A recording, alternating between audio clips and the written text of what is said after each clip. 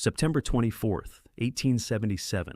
Dawn breaks over a small hill in southern Japan called Shiroyama. Roughly 400 samurai, wounded, starving, their ammunition nearly exhausted, prepare for their final stand. Surrounding them on all sides are 30,000 Imperial Japanese soldiers armed with modern rifles, artillery, and Gatling guns. The samurai have no chance of victory. They know it. The Imperial commanders know it. And yet, as the sun rises over Kagoshima Bay, these warriors sharpen what remains of their swords and prepare to charge into certain death. This is not a story about military tactics or strategic brilliance. This is a story about the violent death of an entire way of life. The Battle of Shiroyama would last mere hours, but it marked the end of 700 years of samurai dominance in Japan. Leading these doomed warriors was Saigo Takamori, once one of the most powerful men in Japan, a hero of the revolution that had modernized his country. Now, he stood against the very government he had helped create, fighting to preserve a world that no longer had room for him. To understand how Japan's greatest hero became its most dangerous rebel, we need to go back 10 years, to a moment when everything changed.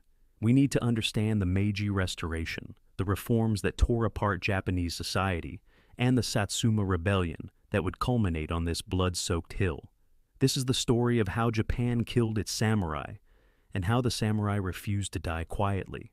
For more than 2 centuries, Japan existed in a state of near total isolation from the world. This wasn't accidental. It was deliberate policy, enforced with ruthless efficiency.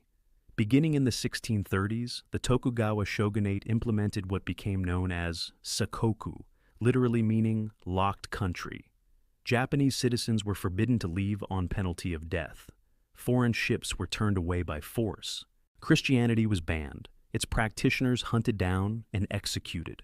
Only a handful of Dutch traders were permitted to operate from a tiny artificial island in Nagasaki harbor, essentially prisoners in their own trading post, watched day and night by guards. This isolation shaped everything about Tokugawa Japan. The shogunate ruled from Edo, modern-day Tokyo, presiding over roughly 300 semi-independent domains, controlled by feudal lords called daimyo. At the top of this rigid social hierarchy sat the samurai, the warrior class that had evolved from battlefield champions into government administrators and bureaucrats. They alone had the right to carry swords. They alone could legally kill a commoner who showed insufficient respect. They represented perhaps 6% of the population, but they held all political power. Below them came farmers, then artisans, then merchants. Everyone knew their place. Everyone stayed in their place. Social mobility was not just difficult. It was essentially illegal. You were born into your class, you lived in your class, you died in your class. This system worked because the Tokugawa enforced it with iron discipline, and because Japan's isolation meant there was no alternative model to aspire to. The outside world might as well not have existed, and for over 200 years, this arrangement produced remarkable stability. Japan experienced what historians call a golden age of culture. The art form of kabuki theater flourished. Poetry, particularly haiku, reached new levels of sophistication. Edo became one of the largest cities in the world, with over 1 million inhabitants. The economy grew, agriculture became more efficient, internal trade networks developed, peace reigned. The samurai, with no wars to fight, became scholars, poets, and administrators instead of warriors. But isolation came at a cost. While Europe and America industrialized, Japan stood still. While Western powers developed steam engines, telegraphs, and modern firearms, Japan relied on technology that hadn't fundamentally changed in centuries. The samurai still trained with swords and bows. The military still used matchlock muskets that would have been familiar to soldiers from the 1600s. Japan had, in effect, frozen itself in time. Then, on July 8, 1853, that frozen world shattered. 4 ships appeared in Edo Bay. They were unlike anything Japan had ever seen. Massive black-hulled vessels belching smoke from their stacks, moving against the wind under their own power. Steam-powered warships. The Japanese called them kurofune, the black ships, and the name carried connotations of evil and doom. Leading this squadron was Commodore Matthew Perry of the United States Navy. And he had come with an ultimatum from President Millard Fillmore. Open your ports to American trade, or we will open them by force. Perry refused to follow Japanese protocol. He refused to go to Nagasaki, the only port officially open to foreigners. He refused to meet with anyone but high-ranking officials. He threatened to sail directly to Edo and present his demands to the emperor himself if he wasn't treated with appropriate respect. When Japanese boats approached his ships, he ordered warning shots fired. He made it absolutely clear that Japan had two choices: negotiate on his terms or face war with a technologically superior power. The shogunate was thrown into chaos. They had no navy capable of opposing these iron monsters. They had no coastal defenses that could stop them. For 2 centuries, they had relied on isolation to protect them, and now isolation had become a weakness. The senior counselors debated. Some wanted to fight. Most recognized this as suicidal. In an unprecedented move, the shogun consulted with the daimyo across Japan, seeking consensus, revealing his own uncertainty and weakness. Perry departed after delivering his letter, promising to return the following year for an answer, and he made good on that promise. In February 1854, he returned with 8 warships and more than 1,600 men. This time, there could be no delay, no evasion. After weeks of tense negotiations, on March 31, 1854, the Treaty of Kanagawa was signed. Japan opened the ports of Shimoda and Hakodate to American ships. The policy of Sakoku was dead. But the real damage wasn't just the treaty. It was what the treaty revealed. The shogunate, which had maintained order for over 250 years through an aura of invincible authority, had been humiliated. They had been forced to sign an unequal treaty at gunpoint. They had shown weakness. And in a system built entirely on hierarchy and face, this weakness was fatal. Similar treaties followed with other Western powers: Britain, Russia, the Netherlands. Each one extracted more concessions. Each one demonstrated Japanese impotence. The trade these treaties brought disrupted the Japanese economy. Foreign silver poured in, destabilizing the monetary system. Foreign goods competed with domestic production. Most humiliating of all, crimes involving foreigners were tried in Western courts, not Japanese ones. Japan had effectively lost sovereignty over its own territory. Young samurai, particularly from the powerful southern domains of Satsuma and Choshu, watched this humiliation with rage. They saw the shogunate as weak, as having betrayed Japan to the foreigners. They began to coalesce around a simple rallying cry: revere the emperor, expel the barbarians. The emperor, kept powerless in Kyoto for centuries, suddenly became a symbol around which opposition to the shogunate could organize. What followed were years of chaos known as the Bakumatsu, the end of the Bakufu government. Anti-foreign violence erupted. Samurai assassins killed Westerners and Japanese officials who worked with them. The shogunate tried to crack down, tried to reassert control, but every action seemed to make things worse. The southern domains, especially Satsuma and Choshu, grew increasingly bold in their defiance. Skirmishes broke out. The country was sliding towards civil war. In November 1867, the last shogun, Tokugawa Yoshinobu, made a desperate gamble. He offered to peacefully resign his position and return power to Emperor Meiji, who had just ascended the throne at age 14. Perhaps Yoshinobu hoped to retain influence in whatever new government emerged. Perhaps he simply saw that his position was untenable. Either way, he abdicated. But that wasn't enough for the hardliners from Satsuma and Choshu. On January 3, 1868, their forces seized the imperial palace in Kyoto in a carefully planned coup. They issued an edict declaring the restoration of imperial rule. Power, they proclaimed, had returned to the emperor. The shogunate was abolished. This moment became known as the Meiji Restoration, named after the emperor's reign title, which meant enlightened rule. It's important to understand that this wasn't a bloodless transition. Yoshinobu's supporters, enraged by what they saw as treachery, prepared to fight back. The result was the Boshin War, a civil war that raged from January 1868 through June 1869. The Battle of Toba Fushimi near Kyoto saw the shogunal forces defeated despite outnumbering their opponents. The imperial forces marched on Edo itself with an army of 50,000 men. Only last-minute negotiations between shogunal representative Keitsu Kaishu and imperial commander Saigo Takamori prevented a devastating assault on the city. Edo surrendered peacefully, the shogun's castle handed over without a fight. But resistance continued in northern Japan.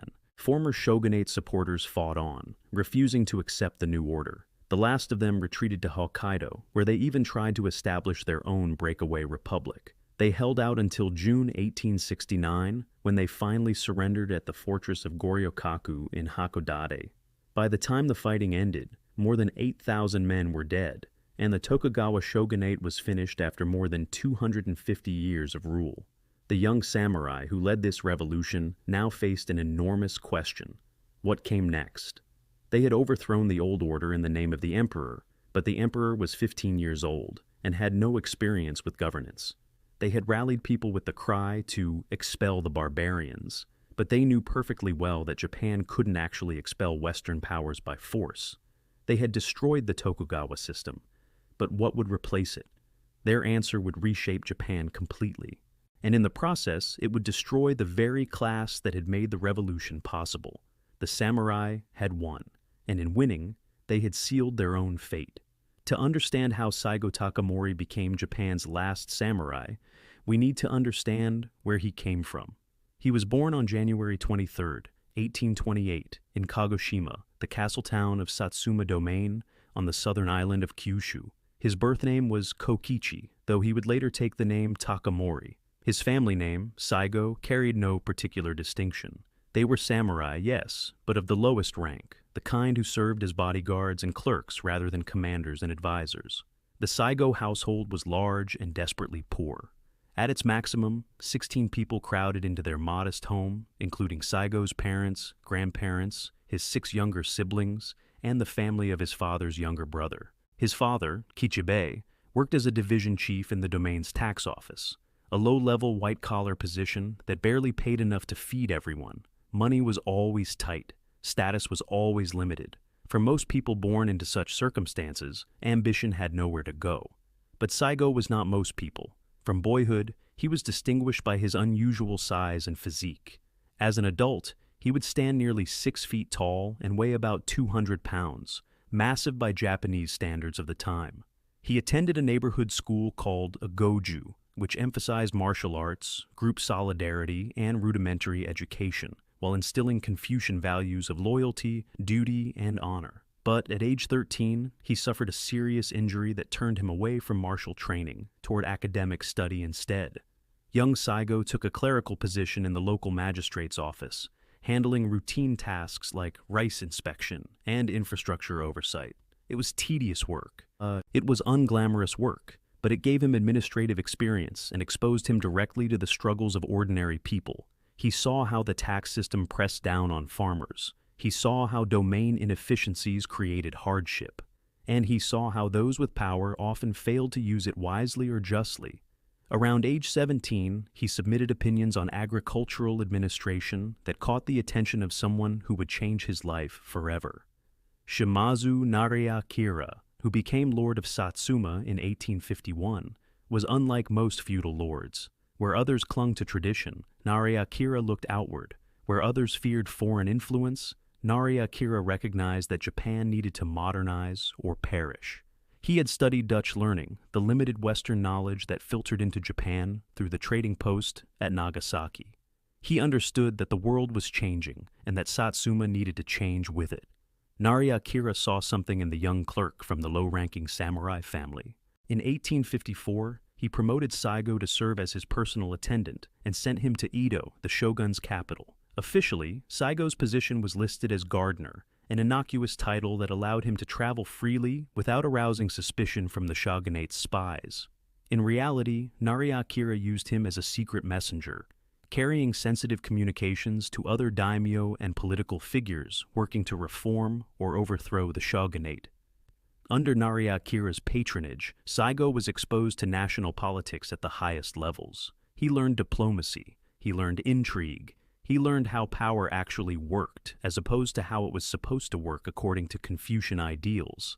And he developed an absolute loyalty to Nariakira, whom he came to regard almost as a father figure, or even as something approaching divine.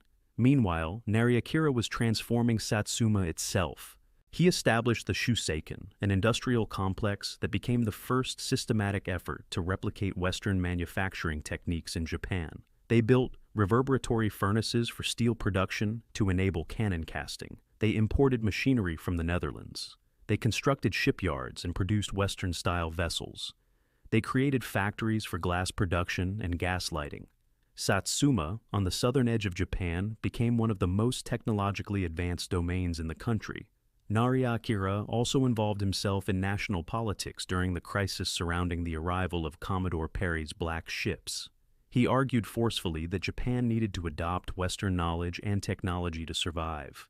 He proposed meritocratic reforms to the shogunate, urging that men should be promoted based on talent rather than birth. He supported Tokugawa Yoshinobu of the Hitotsubashi branch as the next shogun, believing Yoshinobu had the vision needed to modernize Japan.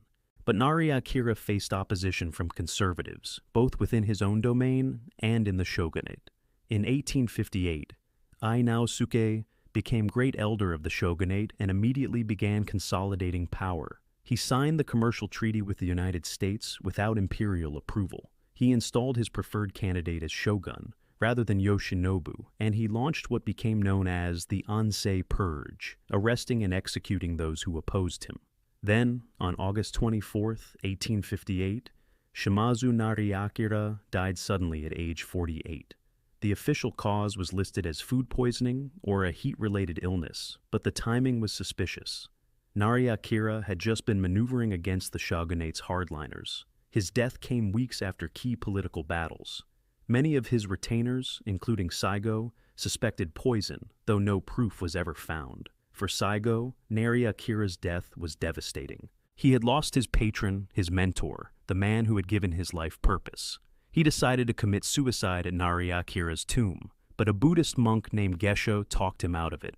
Gesho himself was on the Ansei Purge list as a supporter of the reform faction. Saigo tried to help him, asking Satsuma to provide protection. The domain refused. In despair, Saigo and Gesho threw themselves into the freezing waters of Kagoshima Bay in a joint suicide attempt. Gesho drowned. Saigo was pulled from the water and survived. The new rulers of Satsuma, to protect Saigo from the purge, officially declared him dead and exiled him to Amami Oshima, a remote island in the Ryukyu Islands under Satsuma's control. He would spend the years from early 1859 to early 1862 living there under the assumed name Kikuchi Gengo. During this first exile, he married a local woman named Aigana and had 2 children with her. He taught local children, engaged in study and calligraphy, and slowly recovered from his despair. The island's natural beauty and the local culture gave him solace, though he was critical of how Satsuma's exploitative sugar monopoly impoverished the islanders. In 1860, Inosuke was assassinated by samurai from Mito Domain, killed in broad daylight outside the gates of Edo Castle. The political situation shifted. In 1862, Shimazu Hisamitsu, who now held real power in Satsuma as regent for his young son, recalled Saigo from exile. Saigo's friend from childhood, Okubo Toshimichi, had interceded on his behalf, arguing that Satsuma needed Saigo's talents. By age 40, Saigo had become commander of Satsuma forces stationed in Kyoto, the imperial capital. He had wide contacts among those loyal to the emperor and opposed to the shogunate. In 1864, he gained his first combat experience in what became known as the Hamaguri Gate Incident, when he led Satsuma troops in repelling forces from Choshu Domain, who tried to force their way into the imperial palace. He was promoted for this success. The following years saw Saigo's influence grow. In 1866, he helped negotiate the secret Satsuma-Choshu alliance, brokered by the famous samurai Sakamoto Ryoma. This alliance between 2 powerful domains, former enemies, created the military coalition that would ultimately overthrow the shogunate. Saigo had become one of the key players in what would become the Meiji Restoration. When the Boshin War broke out in January 1868, Saigo commanded imperial forces as they advanced east from Kyoto. At the Battle of Toba Fushimi, his forces defeated a much larger shogunate army, demonstrating that modern weaponry and tactics could overcome traditional numerical superiority.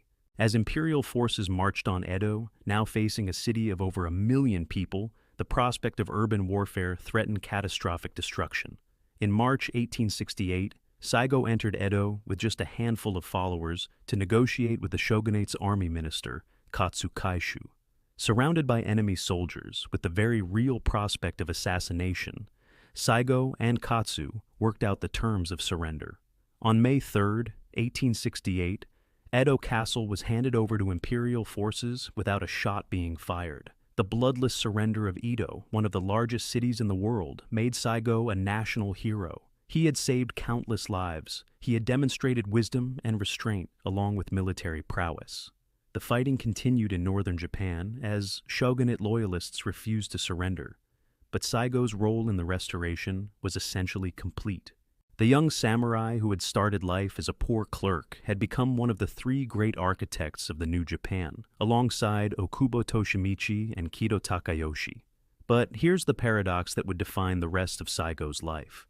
He had helped create a new government in the name of modernization and imperial restoration. He had used Western weapons and tactics to defeat the old order. Yet, in his heart, Saigo remained deeply traditional. He believed in samurai values, in loyalty and honor, and the code of Bushido. He was uncomfortable with the rapid westernization he saw around him. He worried that Japan was losing its soul in its rush to become a modern nation.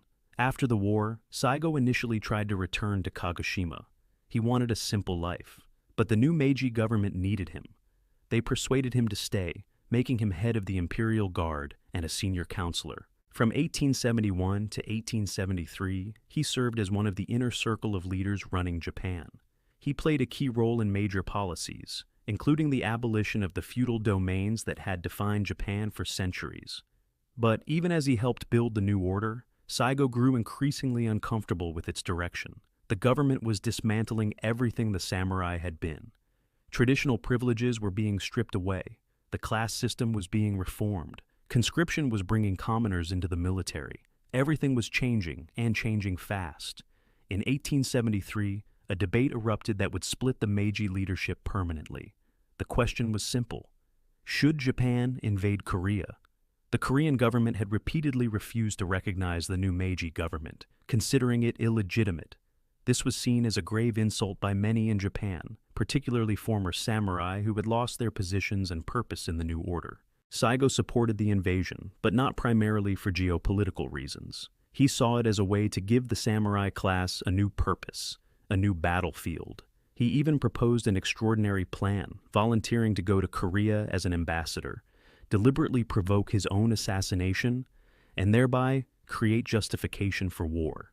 It was a bizarre proposal that revealed how desperately Saigo wanted to give his fellow samurais something to fight for. The proposal was initially approved while many government leaders were abroad on a diplomatic mission to Europe and America. But when they returned, led by Okubo Toshimichi, Saigo's old friend, they reversed the decision. They argued that Japan needed to focus on internal development, not foreign adventures. Japan wasn't ready for war. The government needed to consolidate its reforms first. The debate became bitter. Saigo and his supporters accused the opposition of cowardice and of abandoning samurai values. Okubo and his faction accused Saigo of reckless adventurism that would bankrupt the country and possibly lead to intervention by Western powers. The friendship between Saigo and Okubo, forged in their youth and strengthened through the Restoration, shattered.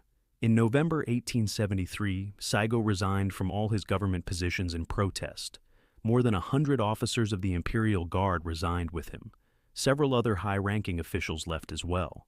The leadership of the new Japan had irreparably split, and Saigo, the great hero of the Restoration, returned to Kagoshima, angry and disillusioned. He was 45 years old. He had spent his entire adult life fighting to create a new Japan. And now he felt that the government he had helped create was betraying everything he believed in. He would spend the next few years watching as the Meiji government systematically destroyed the samurai class. And when the time came, he would make one final stand against the future. Back in Kagoshima, Saigo watched as the Meiji government systematically dismantled everything the samurai had been. The reforms came quickly, one after another, each one stripping away another piece of samurai identity and privilege, and each reform made perfect sense from the perspective of building a modern nation-state.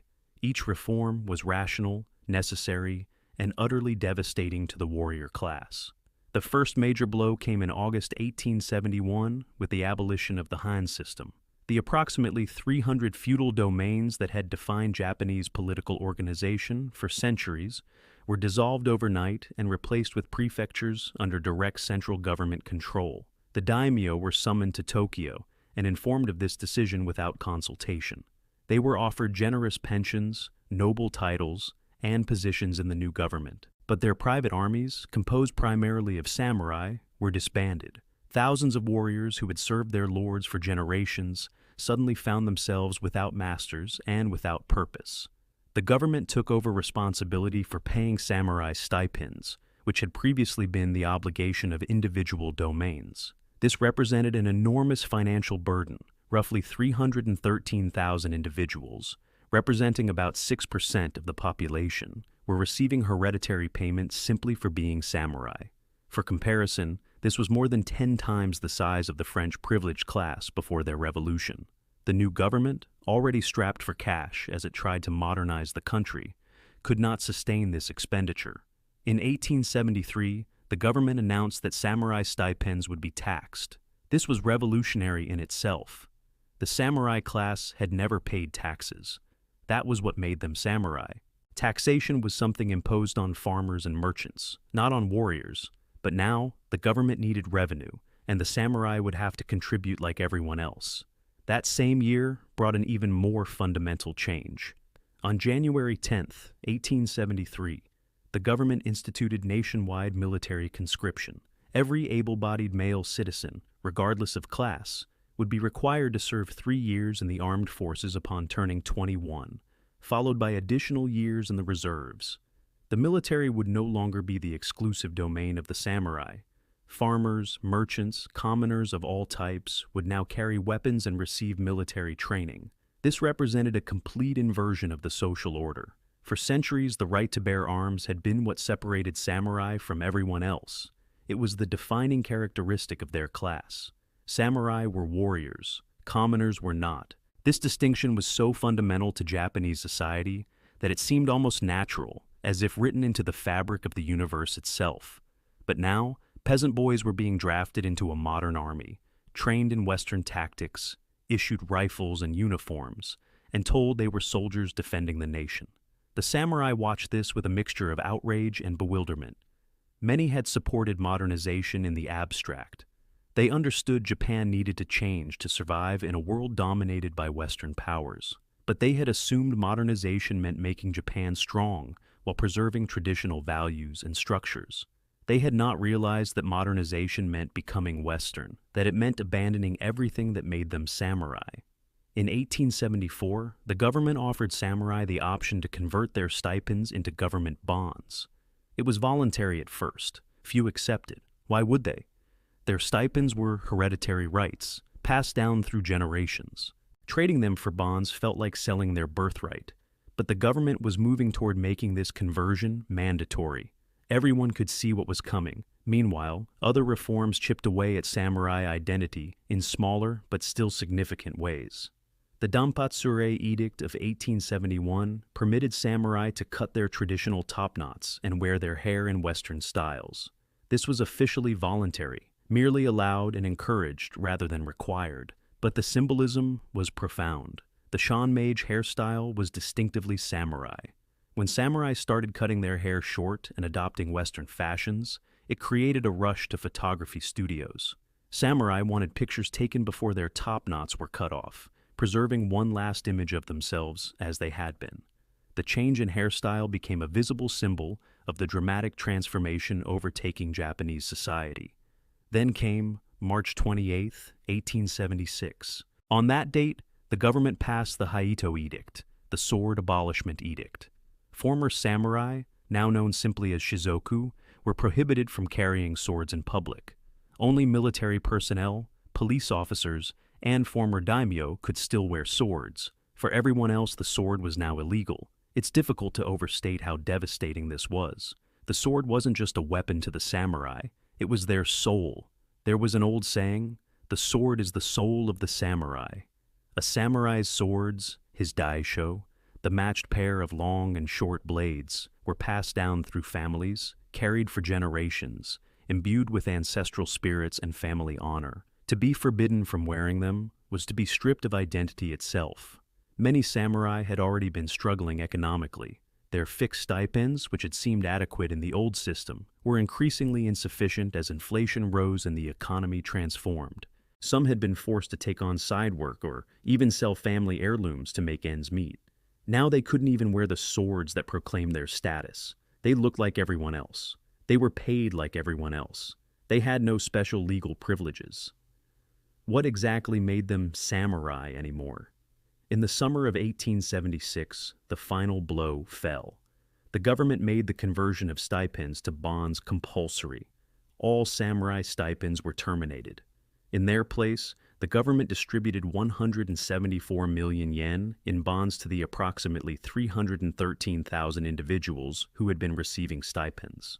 The bonds were intermediate term, meaning they would mature and could be redeemed eventually. But in the short term, many samurai suddenly found themselves with far less income than they had had before. Some managed to adapt. The samurai class had always been better educated than most of the population. Former samurai became teachers, government officials, police officers, military officers in the new conscript army. The government bureaucracy came to resemble an elite class in its own right, staffed heavily by men of samurai background. But many others struggled. Some sold their bonds at a discount to brokers, desperate for immediate cash, then invested unwisely and lost everything.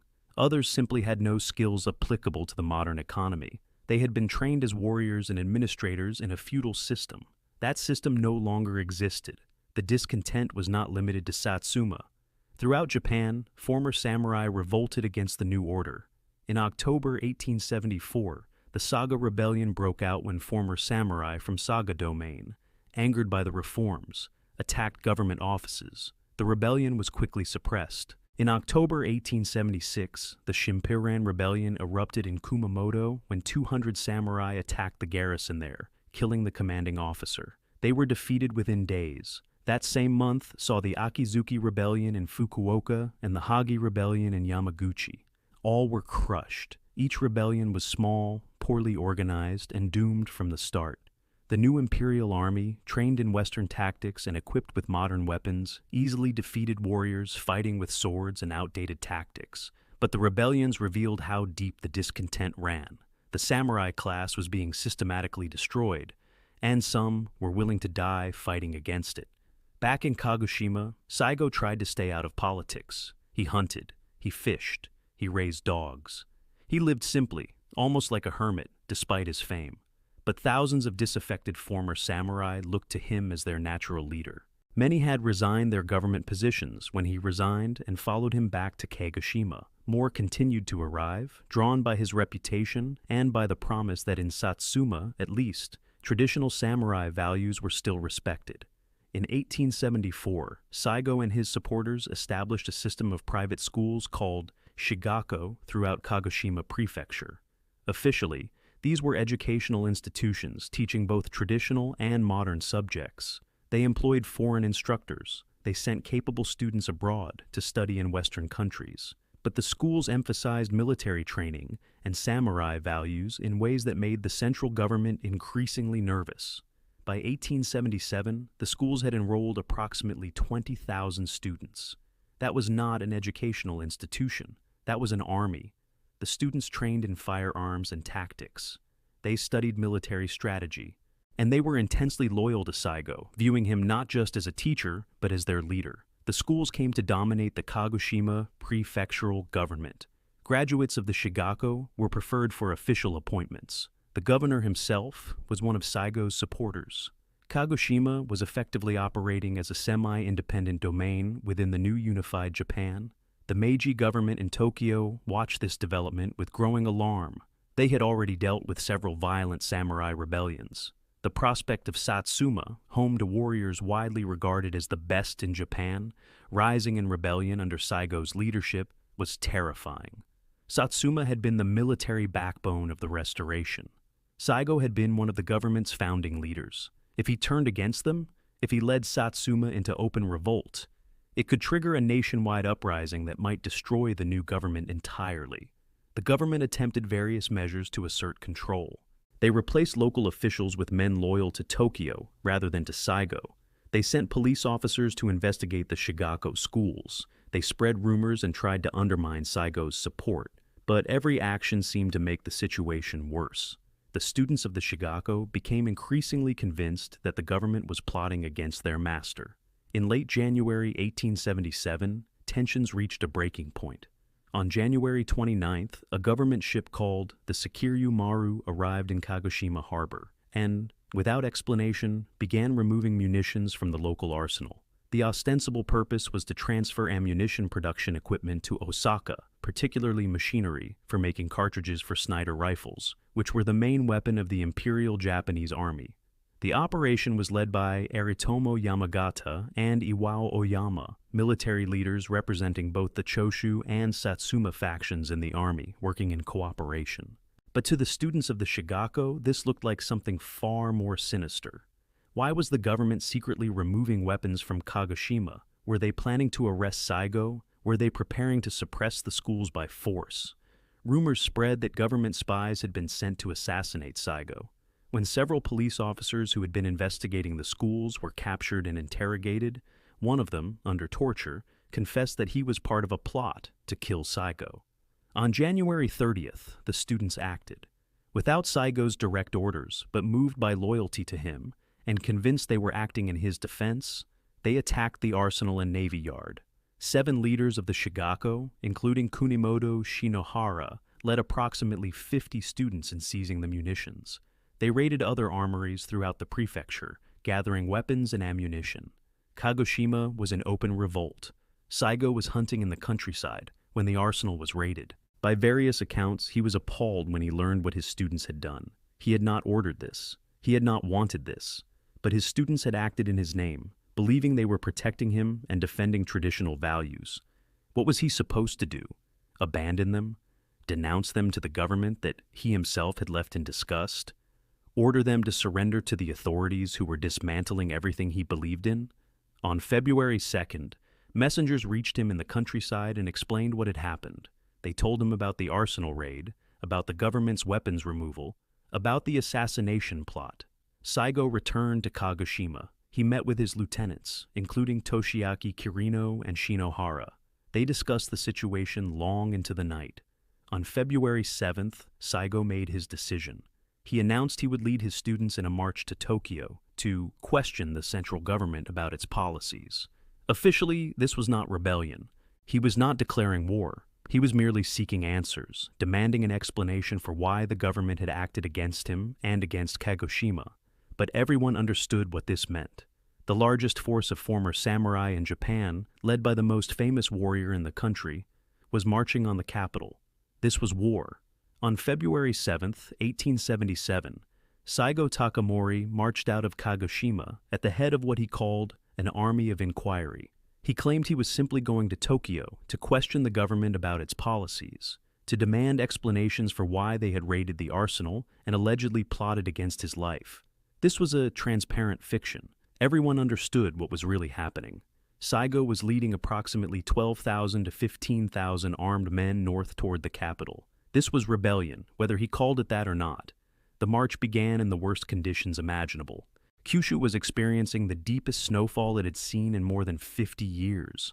The roads were buried. The cold was brutal. Supply wagons struggled through drifts. Men wrapped themselves in whatever they could find and pushed forward through the white wilderness. Some interpreted the snow as a sign, noting that similar weather had accompanied the forces that enacted the Meiji Restoration 9 years earlier. Perhaps the heavens were blessing this expedition too, or perhaps it was just terrible luck. Saigo's force was impressive but fundamentally flawed. His core troops were graduates of the Shigako schools, young men who had trained extensively in military tactics and firearms. They were disciplined, motivated, and intensely loyal to their leader, but they were poorly supplied. Each soldier carried only 100 rounds of ammunition, enough for perhaps 2 or 3 days of serious combat. There was no industrial base to manufacture more. There were no supply lines stretching back to factories and arsenals. What they had was what they carried.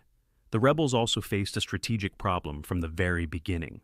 Saigo made no attempt to coordinate with other dissatisfied samurai elsewhere in Japan. He sent no agents to domains that might support him. He left no garrison behind to secure Kagoshima. It was as if he didn't really expect to win, as if the entire expedition was something between a protest and a suicide mission. He marched north with his students, and that was all. On February 14th, the Satsuma vanguard crossed into Kumamoto Prefecture. Kumamoto Castle, built in 1598 by the legendary castle architect Kato Kiyomasa, was one of the most formidable fortresses in all of Japan. It served as the primary garrison for the imperial army in Kyushu. The castle's commander, Major General Tani Tateki, had approximately 3,800 soldiers and 600 police officers under his command. Most of these men were conscripts, the new peasant army that had replaced the samurai. Many of them were from Kyushu. A significant number of officers were natives of Kagoshima itself. Their loyalty was questionable. Tani faced a terrible dilemma. If he attempted to march out and engage the rebels in the field, his troops might defect to Saigo en masse. Better to stay behind the castle's massive stone walls, where discipline could be maintained and modern firearms could compensate for any lack of martial spirit. He sent word to the Satsuma forces that any attempt to cross Kumamoto would be met with force. Then he prepared for siege. The government in Tokyo watched these developments with alarm, approaching panic. They understood perfectly well what was at stake. Kumamoto was the only major imperial army garrison in Kyushu. If it fell, all of Kyushu would likely fall with it. If Kyushu fell to the rebels, samurai uprisings would erupt across Japan. The entire Meiji project, everything they had built over the past 9 years, could collapse. They began mobilizing troops from across the country, calling up the reserves, preparing for war. On February 19, 1877, the first shots of the Satsuma Rebellion were fired. Satsuma troops attempting to force their way into Kumamoto Castle were met with rifle volleys from the defenders. The battle had begun. Saigo was confident his warriors would quickly overcome Tani's conscripts. After all, these were farmers playing at soldiers, while his men were the heirs of Japan's greatest military tradition. The castle would fall within days. On February 22nd, the main Satsuma army arrived with approximately 14,000 to 20,000 men. They attacked in a pincer movement, assaulting the castle from multiple directions simultaneously. Fighting continued through the day and into the night. The rebels launched furious assaults, samurai with swords attempting to scale the walls, only to be shot down by defenders with modern rifles. The attacks were brave, even suicidal, but the castle held. The stone walls were too strong. The defenders' firepower was too concentrated. After 2 days of continuous assault, Saigo realized his initial assumption had been catastrophically wrong. These conscripts were not demoralized farmers. They were disciplined soldiers with good commanders, excellent defensive positions, and modern weapons. The situation for the defenders was actually desperate, though the attackers didn't know it. Just before the rebellion began, a warehouse fire had destroyed much of the garrison's food supplies and ammunition. The defenders were already rationing before the siege even started. But the castle's fortifications were so formidable that the rebels couldn't exploit this weakness. The thick walls, the deep moats, the overlapping fields of fire, all the genius of Kato Kiyomasa's design, 2.5 centuries earlier, proved decisive. After the failed assaults, Saigo ordered his men to dig in. They carved trenches in the frozen ground around the castle and settled in for a siege. They would starve the garrison out if they couldn't storm it. Meanwhile, Saigo sent roughly half his forces north to Tabaruzaka, a critical mountain pass that controlled the only road into Kumamoto, wide enough to transport artillery. If imperial reinforcements were coming from the north, and they certainly were, they would have to come through Tabaruzaka. The rebels began fortifying the heights, preparing to hold the pass. During the siege, many former samurai from Kumamoto and surrounding areas flocked to Saigo's banner. His force swelled to perhaps 20,000 men, but this actually made his situation worse. More mouths to feed, more men to supply with ammunition that didn't exist. The rebels were trying to besiege a castle while themselves being starved of supplies. On March 4th, Imperial Army General Yamagata Aritomo ordered a frontal assault on Tabaruzaka. What followed was one of the most brutal battles of the entire war. The Battle of Tabaruzaka would rage from March 3rd or 4th through March 20th, more than 2 weeks of nearly continuous combat. Approximately 15,000 rebel samurai held the high ground against imperial forces that eventually numbered 90,000 men. The first days were marked by heavy rain. Water soaked everything. Gunpowder got wet. The rebels' antiquated muzzle-loading rifles became increasingly unreliable. Their ammunition supplies, already limited, dwindled rapidly. The government forces, by contrast, had supply lines stretching back to Tokyo. They could fire as many bullets as they needed. Records indicate that imperial troops were expending an average of 320,000 rounds per day. 320,000 every single day. The volume of fire was simply overwhelming. As their rifles failed them, the rebels were forced to fight increasingly with swords. This is what Saigo's men had trained for, what they excelled at. But charging across open ground with a sword against entrenched troops with modern rifles is not battle. It's suicide. The rebels did it anyway. They climbed the slopes, they charged the imperial lines, they died in enormous numbers. The imperial forces, for their part, also took staggering casualties. Even conscripts with rifles had to reload. Even modern weapons could be overwhelmed by men willing to die to get close enough to use their blades. The fighting at Tabaruzaka demonstrated something that would define the rest of the war. The samurai were not inherently inferior soldiers. They were brave, skilled, and willing to fight to the death. But bravery doesn't stop bullets. Skill with a sword doesn't matter when the enemy is 100 yards away with a rifle. The technological and numerical advantages of the imperial forces were simply too great. The imperial forces also employed the barutai, a specialized unit of former samurai armed with swords. These men, ironically, were former warriors from domains like Aizu that had lost during the Boshin War. They had joined the new government and now fought for it using the same traditional weapons the rebels used. At Tabaruzaka, they led sword charges into rebel positions, samurai fighting samurai in close combat while rifles cracked around them. It was as if the past and present were fighting each other on the same battlefield. On March 15th, the imperial forces launched a major coordinated assault. By March 20th, the rebel lines finally broke. The samurai fell back, first to Ueki, then were driven from that position as well. The battle was over. Final casualties on both sides were at least 4,000 dead and wounded, though some estimates run much higher. One of the wounded was a young officer named Terauchi Masatake, who lost his right hand in the fighting. He would later become Prime Minister of Japan, carrying his Tabaruzaka wound into the highest levels of government. While the battle raged at Tabaruzaka, the imperial government executed a flanking maneuver that sealed the rebellion's fate. On March 8th, an imperial force with 3 warships, 500 policemen, and several infantry companies landed at Kagoshima itself. They seized the arsenals, captured the governor, and occupied the rebels' home base. Saigo's supply lines, such as they were, had been cut. There would be no reinforcements, no fresh ammunition, no safe haven to retreat to. General Yamagata also landed troops at Yatsushiro Bay, behind the rebel lines threatening Kumamoto. These forces pushed inland despite fierce resistance on the beaches. The rebels found themselves encircled. They were besieging Kumamoto Castle while the imperial army encircled them. The situation was untenable. On the night of April 8th, a force from Kumamoto Castle made a sortie. Under cover of darkness, they broke through a section of the rebel siege lines, creating a gap through which desperately needed supplies reached the garrison. The castle would hold. On April 12th, General Kurita Kiyotaka arrived with massive reinforcements. The now heavily outnumbered Satsuma forces broke and fled. Saigo led what remained of his army on a 7-day march to Hideyoshi, roughly 50 miles south of Kumamoto. Morale was catastrophically low. The men were exhausted, starving, running out of ammunition. Many were wounded. They had failed to take Kumamoto.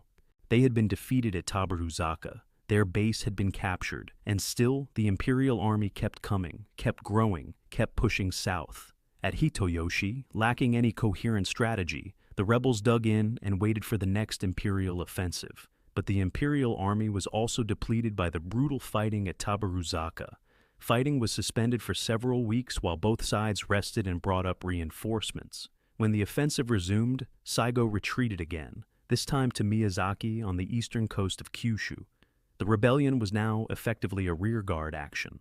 Small groups of samurai were left behind in the mountains to conduct guerrilla warfare, harassing imperial supply lines and communications.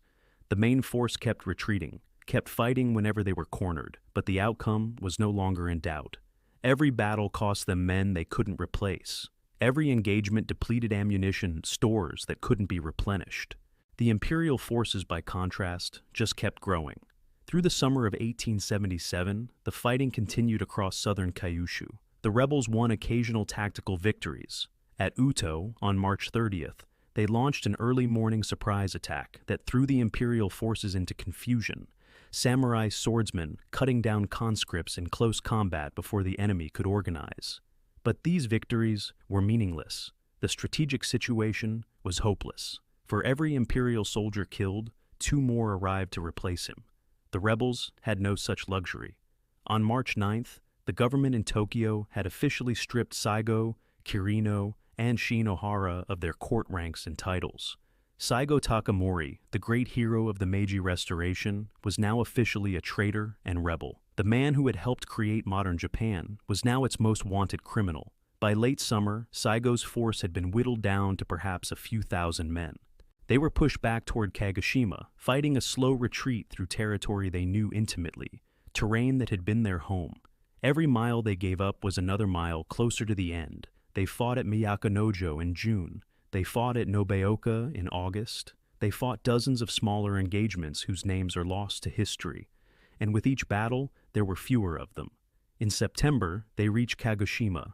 The city they had marched from in February was now occupied by imperial forces. The rebels slipped past the main body of troops and took refuge on Mount Shiroyama, a hill overlooking the city and Kagoshima Bay.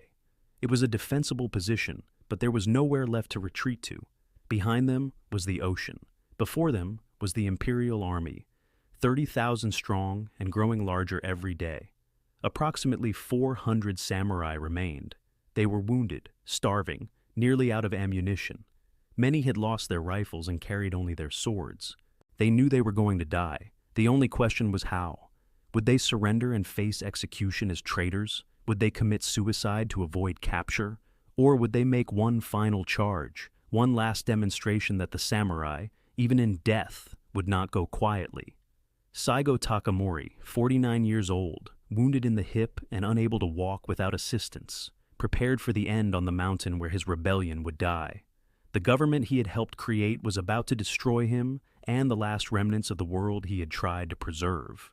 On September 1st, 1877, Saigo Takamori and approximately 500 remaining samurai seized Shiroyama, a hill overlooking Kagoshima and the bay beyond. They were home. They had marched out of this city 7 months earlier with dreams of reaching Tokyo, of forcing the government to answer their questions, perhaps of changing Japan's course. Now they were back, hunted men on a hill surrounded by an army that outnumbered them 60-1. The position they held was defensible, to a degree. Shiroyama rises steeply from the city, its slopes thick with vegetation.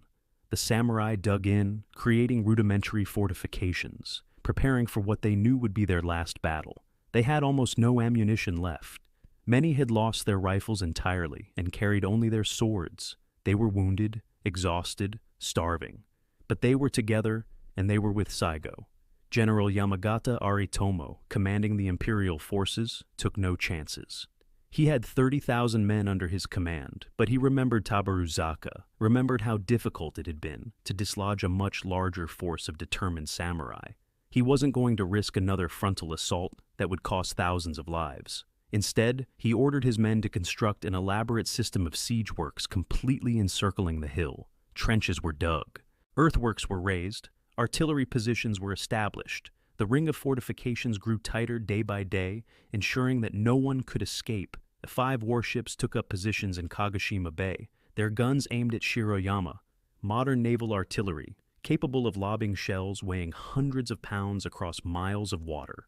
Against this, the rebels had perhaps a few dozen operational rifles and some small artillery pieces, for which they had almost no shells.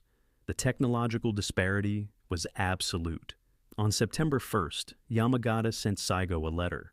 It was an extraordinary document, filled with respect and even affection.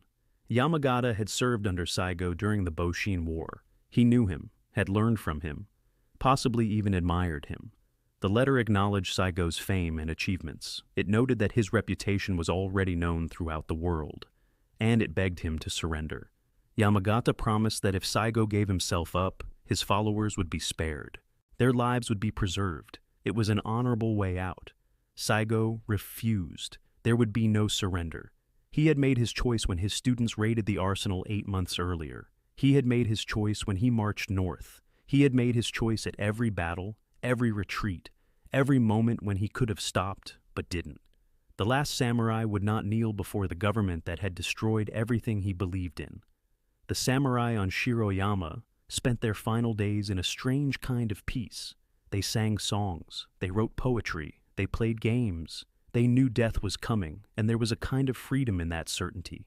No more decisions to make, no more retreats to plan, just the waiting and then the end. They shared sake and told stories. Some wrote farewell letters to families they would never see again. Others simply sat and watched the sun set over Kagoshima Bay. Saigo himself was quiet during these final days. He was in constant pain from the hip wound he had suffered earlier in the campaign. He could no longer walk without assistance, but his presence steadied his men. Just knowing he was there, that he would die with them, gave them courage. On September 23rd, Admiral Kawamura Sumiyoshi, who was Saigo's cousin and had known him since childhood, made one final attempt to avoid bloodshed. He sent a message demanding unconditional surrender. If the samurai handed over Saigo, he promised, their lives would be spared. The deadline was 5 in the evening. If there was no response by then, the bombardment would begin. 5 o'clock came. There was no response from Shiroyama, only silence. At that moment, the Imperial artillery opened fire. Dozens of guns from the land batteries and from the warships in the bay began hurling shells at the hill. The bombardment was unlike anything the samurai had experienced before. Shells weighing hundreds of pounds crashed through the trees, exploded in the fortifications, tore apart the earth itself. The noise was deafening, continuous, overwhelming. There was nowhere to hide. No cover could withstand this kind of firepower. The samurai had almost no ammunition left to return fire. They had perhaps a handful of Snyder-Enfield rifles still operational, a few artillery pieces with shells counted on fingers. Mostly, they could only endure. Some took shelter in caves on the hillside. Others crouched behind their makeshift fortifications and waited for the shells to find them. The bombardment demonstrated with brutal clarity how completely warfare had changed. Traditional fortifications meant nothing against modern artillery. Courage meant nothing when the enemy could kill you from miles away without ever seeing your face. In a desperate attempt to sustain their defense, the rebels began melting down metal statues to cast into bullets. They tended to their wounded with carpenter's saws when proper medical instruments ran out. These improvised measures revealed how completely unprepared they were for this kind of war. They were samurai, trained in swordsmanship and martial virtue. They had not expected to die under an avalanche of industrial firepower. The bombardment continued through the night. Shell after shell crashed into Shiroyama. The hill was illuminated by explosions, fire spreading through the vegetation. Men were torn apart by shrapnel. The fortifications were systematically destroyed. By dawn on September 24th, the defensive position was in ruins, and the samurai knew the final assault was coming. At 4 o'clock in the morning, as the sky began to lighten over Kagoshima Bay, General Yamagata ordered the assault. Imperial troops advanced up the slopes of Shiroyama from multiple directions. They moved carefully, rifles ready, expecting fierce resistance. The artillery fell silent, and in that sudden quiet, the Imperial soldiers could hear something that made them hesitate. Voices, singing. The samurai were singing battle songs as they prepared to die. The defenders opened fire with what little ammunition remained. For perhaps a few minutes, the old rifles cracked and Imperial soldiers fell. But then, the ammunition ran out. The samurai's defensive fire died away. They had nothing left to shoot. And the Imperial forces kept coming, thousands of them, climbing the slopes in disciplined lines. The samurai charged, not down the hill, not in a coordinated assault, but forward into the enemy, because that's what samurai did. They drew their swords, gave the battle cry, and ran at the Imperial lines. Some of the imperial soldiers, conscripts who had never faced a sword charge, panicked. The samurai crashed into their formations, and for a few desperate minutes, there was hand-to-hand combat on the slopes of Shiroyama. Traditional samurai swordsmanship against rifle butts and bayonets. Close-quarters chaos where all the technology and modern tactics meant nothing, where it came down to courage and skill and the desperate will to survive. The samurai had all three in abundance. They cut down imperial soldiers who had never trained in close combat. They forced entire sections of the line into disarray. For a brief moment, it might have seemed like the old ways could still triumph, that pure fighting spirit could overcome modern weaponry. But there were too many imperial soldiers. For everyone who fell or fled, two more moved up. The samurai were pushed back, surrounded, overwhelmed by sheer numbers. Saigo Takamori, unable to participate in the fighting due to his injured hip, was carried downhill by his followers as the battle raged. He knew the end was here. According to the most widely accepted accounts, he was wounded again during the battle, taking bullets to his femoral artery and stomach. Other accounts suggest he may have already been mortally wounded before the final charge. The exact sequence of events is disputed, lost in the chaos and the legends that would grow afterward. What is certain is this. Somewhere on the slopes of Shiroyama, with the battle raging around him and his men dying, Saigo Takamori prepared to die. He was carried or made his way to a quiet spot, away from the immediate fighting. He turned to face east, toward the imperial palace in Tokyo, toward the emperor he had served and the government he had helped create. He bowed, showing respect to the end. Then he prepared for seppuku, the ritual suicide that was the ultimate demonstration of samurai honor. His close follower Beppu Shinsuke was with him, along with a few others. According to tradition, Saigo said, "Shinsuke, I think this place will do. Please be my second." In seppuku, the second, the kaishakunin, has the crucial role of beheading the person committing suicide immediately after they make the initial cut, sparing them prolonged agony. There are different accounts of exactly what happened next. Some say Saigo had enough strength to make the initial cut across his abdomen before Beppu completed the act. Others suggest that, given his wounds, Beppu may have simply beheaded him without the ritual cut. Knowing that Saigo would have wished to die as a samurai, but lacked the physical capacity to perform the full ritual. What matters is that Beppu, acting as kaishakunin, cut off Saigo's head with a single stroke. Beppu immediately hid the head to prevent it from being found by enemy forces. The discovery of Saigo's head would be a prize for the imperial army, proof of their victory, something to display or parade. Beppu wanted to deny them that. However, the decapitation had been done hastily under battlefield conditions. Some of Saigo's distinctive hair remained on his body. Later, a coolie working for the imperial forces would find the head and identify it. With Saigo dead, Beppu Shinsuke took command of what remained. There were perhaps 40 samurai still alive on Shiroyama. They had no ammunition. The imperial forces were closing in from all sides. There was no possibility of escape, no possibility of victory, no possibility of anything except death. Beppu made the only decision left to make. They would charge one final time. They would die as samurai, swords in hand, attacking rather than surrendering. The 40 samurai drew their blades and charged downhill directly into the imperial lines. They ran at thousands of enemy soldiers with nothing but steel and courage. They were cut down in seconds. Rifle fire shredded their ranks. They fell one after another, swords still raised, still trying to reach the enemy. Beppu was shot dead. The others died around him. In less than a minute, it was over.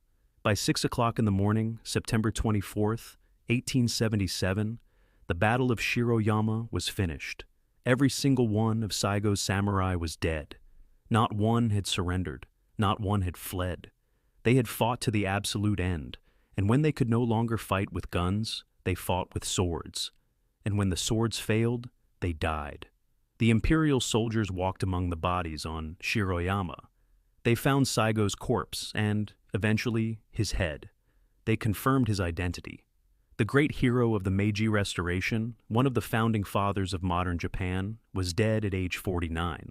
Killed not by foreign invaders, but by the government he had helped create, in a war over whether Japan should preserve its samurai traditions or embrace complete modernization. The Satsuma Rebellion was over. 7 months of fighting, Approximately 40,000 people dead, most of them on the government side. The financial cost was staggering, approximately 420 million yen, equivalent to 8 million pounds sterling at the time. The rebellion forced Japan off the gold standard and required the government to print paper currency to cover the expenses. It nearly bankrupted the new government, but they had won. More importantly, they had proved something. The new Imperial Japanese Army, built on conscription, staffed largely by peasants who until recently had not been allowed to bear arms, had defeated the samurai, not once, but repeatedly in battle after battle across Kyushu. Modern weapons, modern tactics, modern organization had proven superior to traditional martial virtue and 700 years of warrior culture. The defeat at Shiroyama demonstrated once and for all that banzai charges, no matter how brave, were futile against modern artillery and rifles. The age of the samurai was truly over. In the days after the battle, the government faced questions about what to do with Saigo's body and his memory. There were those who wanted to desecrate his corpse, to make an example of him as a traitor and rebel, but wiser heads prevailed. They understood that Saigo was already becoming something larger than just a defeated rebel leader. To much of the Japanese public, he was a tragic hero, a man who had fought for his principles even when those principles were doomed. He had shown loyalty to his beliefs and to his followers. He had demonstrated Bushido, the way of the warrior, in its purest form. Saigo's body was treated with respect. He was buried in the Nanshu cemetery in Kagoshima, alongside more than 2,000 of his followers who had died in the rebellion. The site would become a place of pilgrimage. Over time, his legend would only grow. The Meiji government faced a delicate problem in the aftermath of Shiroyama. Saigo had been officially condemned as a rebel and traitor, his court rank stripped, his name disgraced. But they couldn't control how the Japanese people remembered him, and almost immediately a legend began to form that the government found impossible to suppress. Popular woodblock prints depicted Saigo not as a traitor, but as a tragic hero. Artists showed him in heroic poses, sometimes in imperial army uniform despite his rebel status, sometimes as an enlightened being surrounded by mourning commoners and animals. The imagery often paralleled Buddhist depictions, suggesting that Saigo had achieved a kind of spiritual transcendence through his sacrifice. These prints sold widely. The public couldn't get enough of them. Even more telling were the rumors that spread across Japan. Many people refused to believe Saigo was really dead. Stories circulated that he had escaped to Russia, that he was hiding in India or China, waiting for the right moment to return and save Japan. Some claimed they had seen his image in the sky, a comet that appeared near the end of the 19th century. To his enemies, this was an ill omen. To his supporters, it was a sign that his spirit still watched over Japan. The government tried to control the narrative, but they were fighting against something more powerful than propaganda. Saigo had become a symbol of samurai values, representing loyalty, sacrifice, and moral integrity in a Japan that was rapidly losing its traditional identity. People needed heroes who embodied the old virtues, even as the country rushed toward modernization. Saigo filled that need perfectly. Consider what he represented to ordinary Japanese people in the 1880s and 90s. He had been born poor, risen through merit, helped create modern Japan, then died defending traditional values when he felt the government had gone too far. He had never sought personal power or wealth. He had lived simply, almost ascetically. He had shown loyalty to his followers even unto death. He had demonstrated Bushido, the way of the warrior, in its purest and most tragic form. He was everything the samurai were supposed to be, dying for a cause he knew was doomed because honor demanded it. The government eventually recognized they couldn't defeat this legend. More than that, they realized they could use it. By 1889, the Meiji government was secure in its power. The last samurai rebellions had been crushed more than a decade earlier. The conscript army had proven itself capable. The reforms had taken hold. There was no longer any threat from disaffected former samurai.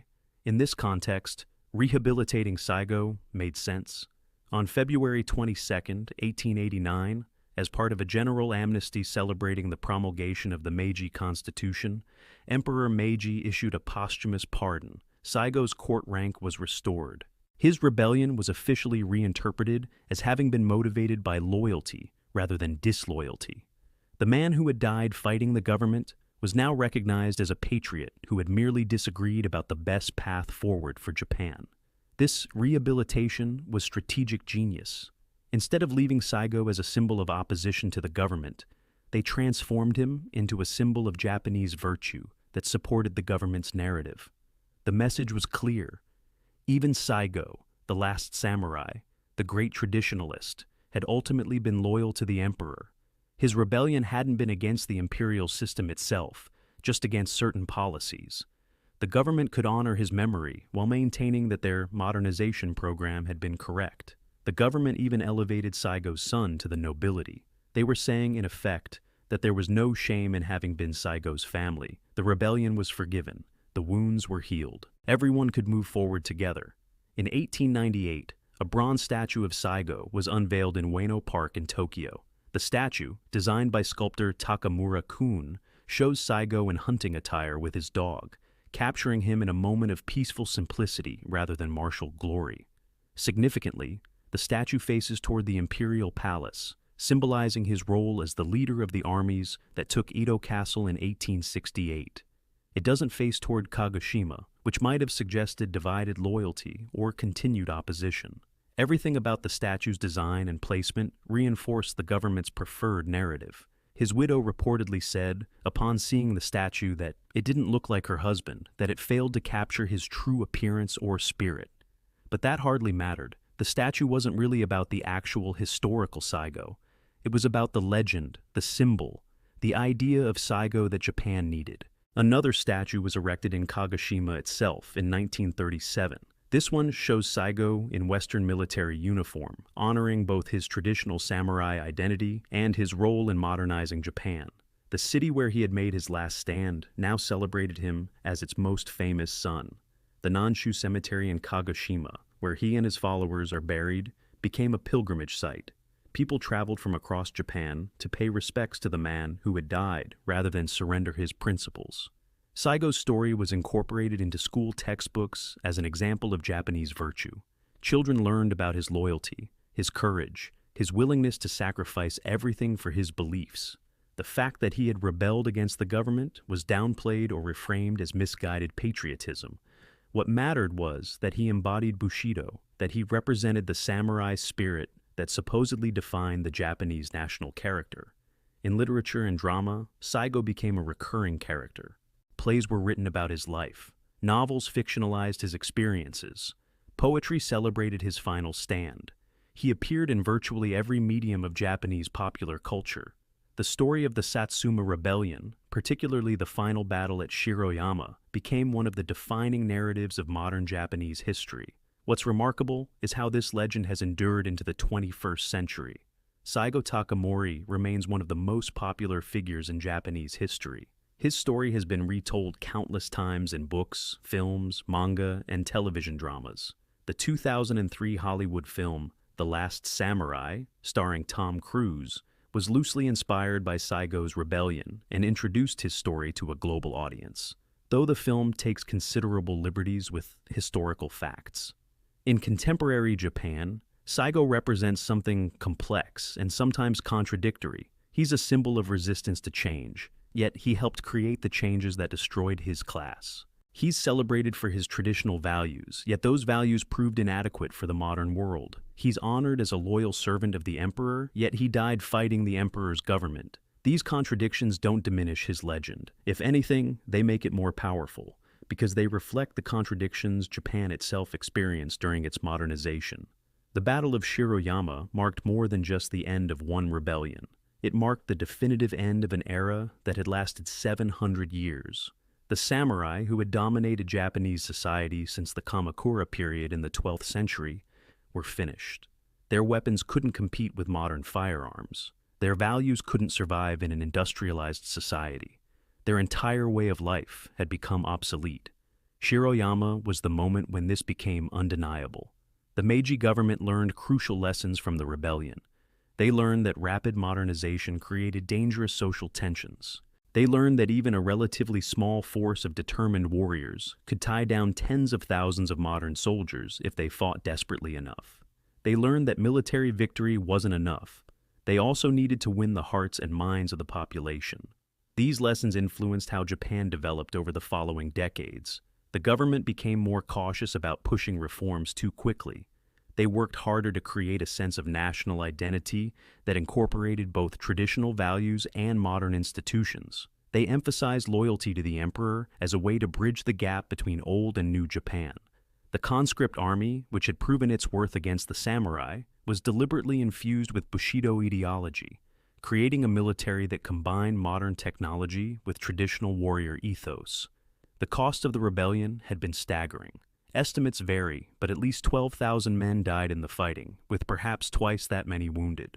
Most of the casualties were on the government side, a reflection of the ferocity with which the rebels fought. The financial cost was equally devastating. The government spent roughly 420 million yen suppressing the rebellion, an enormous sum that forced Japan off the gold standard and required the printing of paper currency to cover expenses. The economic disruption nearly bankrupted the new government. But in another sense, the government got what it needed. The defeat of the Satsuma Rebellion demonstrated once and for all that the age of samurai uprisings was over. If the great Saigo Takamori, leading warriors from Satsuma, the domain with perhaps the strongest military tradition in all Japan, couldn't defeat the modern army, then no one could. There would be no more rebellions. The samurai who might have risen in other domains saw what had happened and accepted the new reality. The conscript army had proven itself. Modernization was irreversible. For the samurai themselves, the end came in different ways. Many adapted. Former samurai moved into the bureaucracy, into teaching, into the officer corps of the new military. Their education and administrative experience gave them advantages in the Meiji period, even if they lost their privileged legal status. The government elite throughout the Meiji era remained heavily staffed by men of samurai background. They simply stopped being samurai and became something else. Civil servants, military officers, businessmen, scholars. Others struggled. Without their stipends, without their status, without purpose, some former samurai fell into poverty. They sold family heirlooms to survive. They took jobs they would have considered beneath them. They became part of the growing urban working class. Their samurai heritage reduced to stories they told their children. The transformation was wrenching, but most made it through. A very few chose to die rather than adapt, and they died on Shiroyama with Saigo. For them, life without honor, without purpose, without the samurai identity, was no life at all. They made their last stand because they genuinely believed that some things were worth dying for, even when death was certain and the cause was hopeless. Modern sensibilities might see this as wasteful or foolish, but they saw it as the only choice that preserved their dignity and honor. The Battle of Shiroyama forces us to confront difficult questions about tradition and progress, about the cost of modernization, about what we lose when old ways die. Japan in 1877 was trying to do something incredibly difficult, transform itself from a feudal society into a modern nation-state within a single generation. Such rapid change inevitably destroys things that have value. The samurai represented 7 centuries of martial tradition, of aesthetic achievement, of philosophical development. Bushido, for all its contradictions and occasional hypocrisy, did embody genuine values: loyalty, courage, self-discipline, acceptance of death. But those values couldn't survive contact with the modern world, at least not in their original form. A society based on rigid hereditary classes couldn't compete with nations that promoted based on merit. Warriors who trained primarily with swords couldn't defeat conscript armies with rifles. An economy based on rice stipends couldn't industrialize. Japan had to choose between preserving its traditions and surviving as an independent nation. It chose survival, and Shiroyama was the moment when that choice became final. Saigo Takamori understood this. That's what makes his story so tragic. He wasn't an ignorant reactionary fighting against progress he didn't understand. He had helped create modern Japan. He knew why the reforms were necessary. But he also understood what was being lost, and he couldn't accept it. He chose to make a stand for a world he knew was dying, not because he thought he could save it, but because he thought someone should bear witness to its passing. On that September morning in 1877, as the sun rose over Shiroyama and the imperial artillery began its final bombardment, the samurai charged one last time. They knew they were going to die. They charged anyway. Not because they were stupid or suicidal, but because in their code, there were things more important than survival: honor, loyalty, the refusal to submit, the insistence that some values transcend practical considerations. The modern Japanese army shot them down. It was the right choice, strategically. It was necessary, politically. It was inevitable, historically. But something was still lost that morning, something that can never be recovered. The last samurai died on Shiroyama, and with them died a certain kind of Japanese soul, a certain way of being in the world that had existed for 700 years. Saigo's legend endures because people understand, even if they can't articulate it, that his final stand represented something profound. He chose meaning over survival, tradition over pragmatism, honor over life itself. In our modern world, which tends to measure everything in terms of efficiency and utility, there's something compelling about a man who rejected those calculations entirely.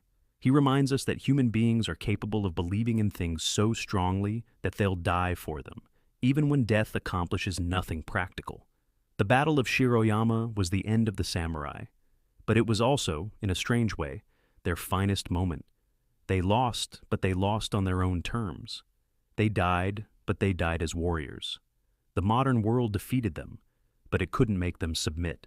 And in that refusal, in that final charge into certain death, they achieved a kind of immortality. More than a century later, we still remember them. We still tell their story. We still find meaning in their meaningless sacrifice. Saigo Takamori died on September 24, 1877, on a hill overlooking the city where he was born. The government he helped create killed him. The reforms he supported destroyed his class. The modernization he enabled rendered his values obsolete. And yet, he died as he lived, loyal to his principles, surrounded by his men, refusing to compromise even when compromise was the only rational choice. For that, he became a legend. And legends, unlike samurai, never die.